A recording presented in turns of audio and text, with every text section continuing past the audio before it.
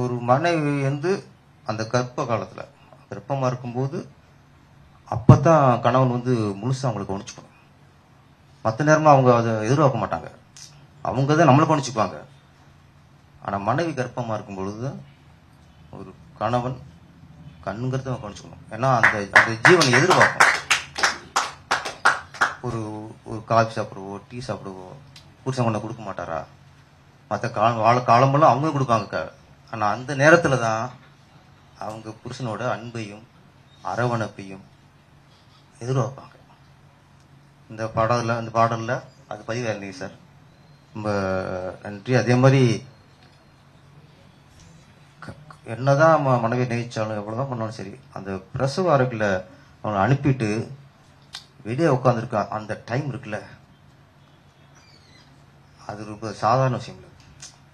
வெளியே டாக்டர் என்ன சொல்ல போறாரு, என்ன ஒரு பரிதவிப்பு இருக்கும், மனசு துடிக்கும். உள்ள குழந்தை பிறக்கிறதுக்கு மனைவி துடிக்கும் துடிப்பை விட வெளியே கணவனுக்கு மனசு துடிக்கிறதுக்குல அது சரியா துடிச்சாதான் சரியான கணவன். அந்த இதை கரெக்டாக இயக்குனர் பதிவு பண்ணி இருந்தார். இந்த பதட்டம் டாக்டர் வந்து சக்சஸ் சொல்லும்போது அந்த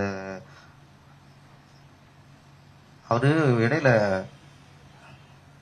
மனைவி இடுப்புக்கிற மாதிரி ஒரு சாட்டு இருந்துச்சு.